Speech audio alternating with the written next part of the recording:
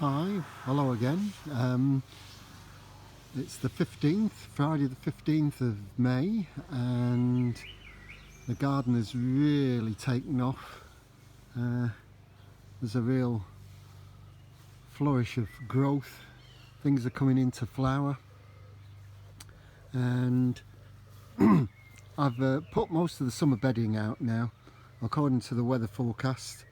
The temperature from this weekend shouldn't really drop below 10 now, so it should be safe. They haven't forecast that the weather will drop below 10 for the next 10 to 15 days, so by that time, end of May, you should be pretty well safe with all your plants, dahlias or whatever you're going to put out. I put out most of my summer bedding, mainly geraniums, dahlias and some cosmos, just to fill in between all the herbaceous plants and give us quite a bit of colour. One of the genus of plants that I really like is Helianthemum. This is commonly known as the rock rose. It's very good if you want something small or not very tall growing, although it does grow very quickly. I've got 3 varieties in the garden, and they're so easy to maintain. You just take a pair of shears or secateurs, and if they grow out over the lawn, just trim them off. Literally give them a bit of a haircut, and that'll keep them in check. And that's what you really ought to do with these things. Don't let them get too big that they swamp the garden. They are grown as a ground cover plant, mainly on rockeries, but I find that they're really good to give you just a gentle start in height, to give some structure to the garden.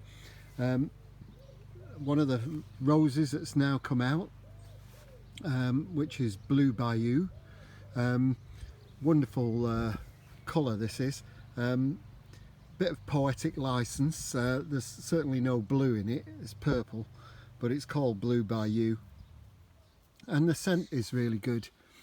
Beautiful scent from this, and it will flower at least twice, sometimes 3 times in a season, if it's a long season.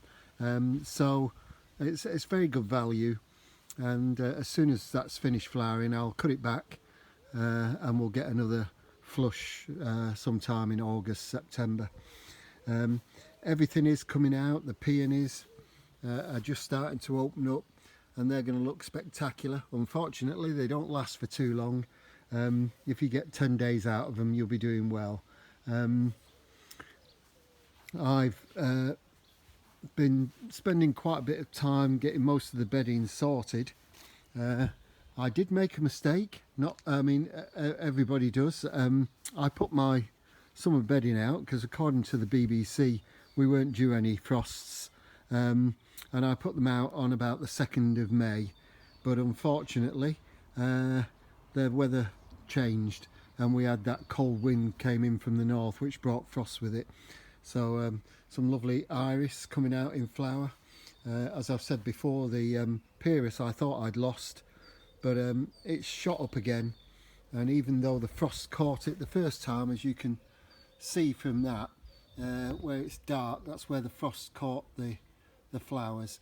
But well, they're not flowers, they're actually coloured bracts, but it's recovering now, and it's starting to look really well.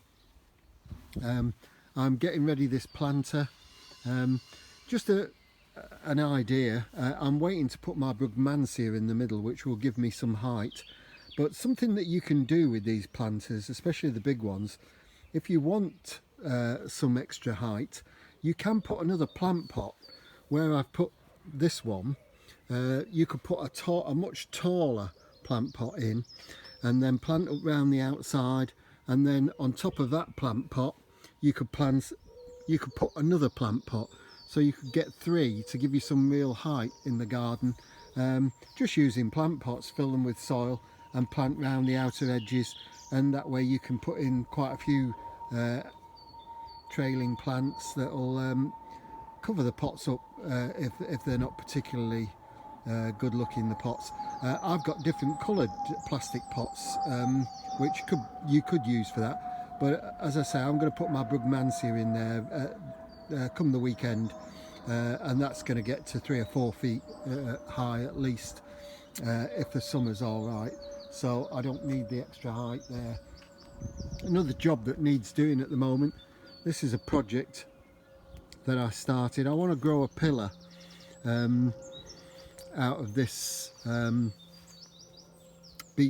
copper beech, and so what I need to do at the moment is come along and trim all the edges off so that I keep it in a nice round circular shape. I don't want it too big.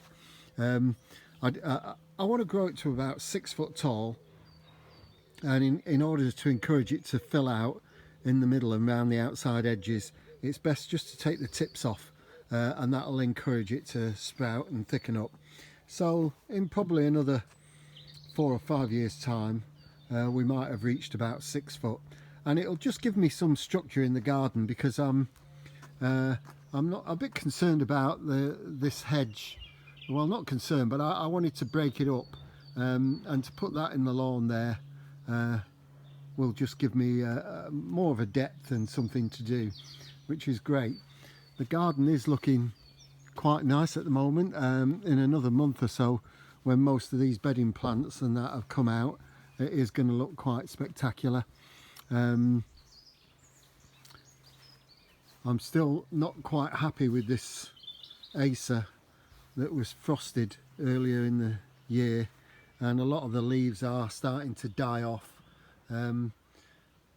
Something that you often find with Acers is that they'll die back sometimes for no reason whatsoever, and you'll just lose them. You might have had them for 10 or 15 years, and then all of a sudden they'll just die for no apparent reason.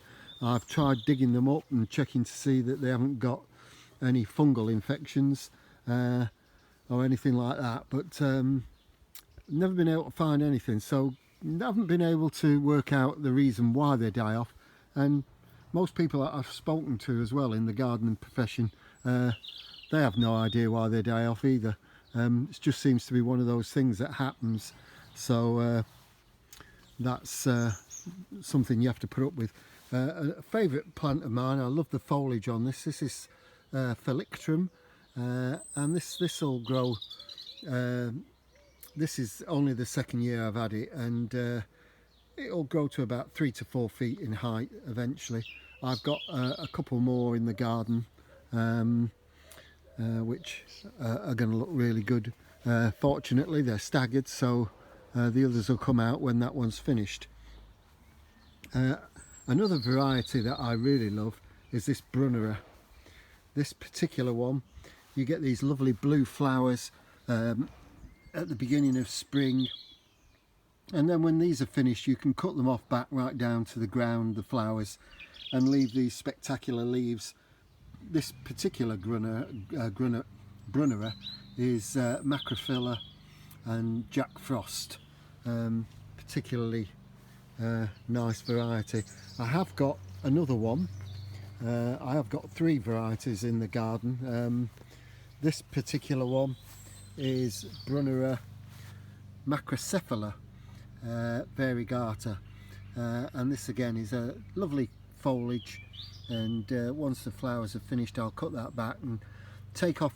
It got frosted, so I'll take off some of the dead leaves to make it look nice. There's another Helianthemum.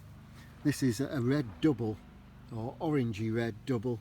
It's quite lovely, and ideal if you want something low growing underneath plants to give a sort of good fill-in, and you don't want something too tall growing. What I wanted to speak to mainly today was watering. This is probably the gardener's most spectacular mistakes that most gardeners make, is watering. And plants, you need to think of plants a bit like you think of humans. What we like to happen to us, plants often like to happen to them.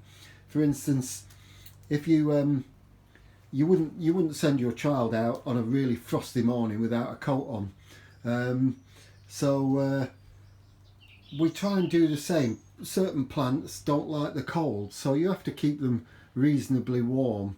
And if you do send them out into the cold, then you have to gradually get them ready for that. That's the system that we call hardening off. And most plants, especially things like these Brugmansia that I've got growing here, you couldn't just put them straight outside because the cold would severely set them back.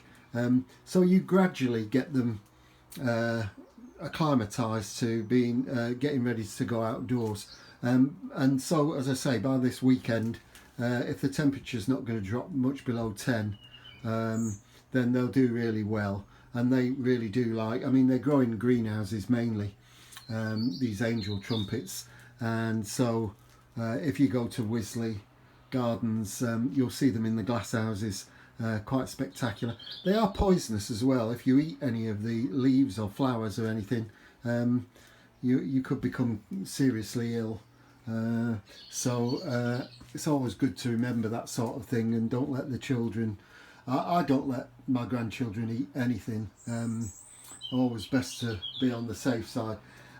What I was going to say, I always keep 2 watering cans full of rainwater in the greenhouse, and the reason for that is I want the water to get to the same temperature as the greenhouse, so that when you water your plants, they're not having a sudden shock of bringing in ice cold water from a tap outside. And so it just all helps to bring on the plants quicker and healthier, and that's what you're after. Now when it comes to watering, most people lose their plants because of watering. Watering is the bane of our lives, really, and knowing what to do and how to water correctly is very important. I just want to show you something here. Geraniums don't particularly like being too wet. They come from a tropical, warmer climates in Europe and different places, and in places like Italy they will survive outdoors growing all through the winter, as long as the temperature doesn't drop much below minus. And they're 3 or 4, 5 foot tall, a lot of these geraniums that you'll see out there growing quite spectacularly. Several ways to know how to water and what to water. Take this for instance. You can tell by the colour of the soil for a start that it looks dark and it is moist and wet. The other thing you can tell, I often touch the top, and if it feels dry, for instance this particular one here feels quite dry, that's one way of telling, but you can't tell by that alone, because some of the pots will dry out from the top down, and so that isn't always the main factor. What you need to do is pick the pot up. That feels quite heavy, which means that it is wet, because the water's obviously given it a lot more weight. Now this particular one is in a much bigger pot, and that's really light. So the fact that the top of the soil is dry to the touch and the pot is really light means it really does need a water. So I'll just take my watering can, and don't give them too much water. Give them a reasonable amount and let them drain, and then they'll be fine. And then keep an eye on them. It really is important to keep these things well looked after, and watering is really quite an important part. It's no good going to all the trouble of putting fertilizers and things in your plants and feeding them regularly if you overwater them. If you're not sure about watering and you always seem to get it wrong, the other way of doing it is, instead of watering it from the top, get yourself a saucer and water the saucer. Don't put too much in, about half the height, and then leave it, and that will suck up the water that it needs. It's a little bit dry on the top, but it's not light, so it's not completely dry yet, so that would have gone till the end of today. But I'll just leave it to suck up some water, and then in about an hour's time I'll just, if there's any water left, I'll just get rid of it, tip it out. Plants don't like to sit, most plants don't like to sit with their feet in water. It's a bit like us really. If we're at the seaside and the water's really cold, we don't like to dip our toes in. We only like to do that if it's sweltering. And plants are very similar to us in the way you look after them. Something that most people will have trouble with at the moment is you're going to be growing tomatoes in either indoors or outdoors, and things like tomatoes are very susceptible to overwatering. You've probably noticed if you've grown tomatoes that sometimes if you look at the actual fruits, where the flower is on the underneath of the fruit as it's dangling, sometimes the tomatoes will go black and you'll have a big black ring underneath. That's called blossom end rot, and it's not a disease or anything, it's what they call a physiological disorder, and that just means it's been overwatered. If you overwater these things, then the fruits will rot off from the blossom end and then affect the rest of the tomato plant. And it's really important, especially with things like tomatoes that are very susceptible, that you get the watering correct. Don't give them too much and don't let them dry out completely. You know how you feel if you get totally dehydrated. You feel lethargic, and it takes you an hour or so to recover once you've rehydrated yourself with plenty of fluid. And plants are just the same. So always remember that, and it's always a good idea as well, if you're regularly feeding things like tomatoes or whatever it is you're growing, that you should always keep a record. We always think, oh, well, remember I did it on Tuesday last week, and then Tuesday comes and you think, now did I do it on Tuesday or did I do it on Wednesday? And it is so easy to get these things mixed up. So have a planner, or even put a reminder on your phone if you're into tech, and that'll tell you each week. It'll remind you now's the time to do the watering or the feeding or whatever it is. Have a plan, be organised, and you'll find that things in the garden will grow so much better. I don't want to say too much more now for the moment, but I'll speak to you again fairly soon. Okay, enjoy your gardens. Bye.